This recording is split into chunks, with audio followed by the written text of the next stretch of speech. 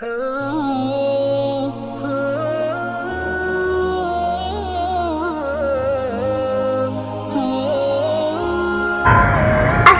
علیکم، کیسے ہیں آپ سب لوگ؟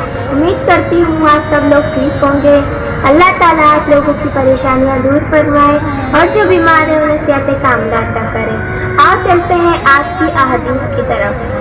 ایک احادیث میں نبی اکرم صلی اللہ علیہ وسلم نے فرمایا، تم لوگ ایک دوسرے سے بغض نہ رکھو، ایک دوسرے سے حسد نہ کرو، ایک دوسرے کو پیٹھ نہ دکھاؤ، یعنی ملاقات ترک نہ کرو، اور اللہ کے بندے بھائی بھائی بن کر رہو۔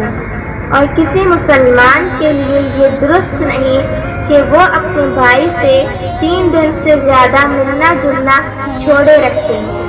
اور ایک اور احادیث میں رسول اللہ صلی اللہ علیہ وسلم نے فرمایا، جس شخص کے دنیا میں 2 رخ ہوں گے، قیامت کے دن اس کے لیے آگ کی 2 زبانیں ہوں گی۔ ملتے ہیں اگلی ویڈیو میں، تب تک کے لیے اللہ حافظ۔ آپ اپنا بہت خیال رکھیں۔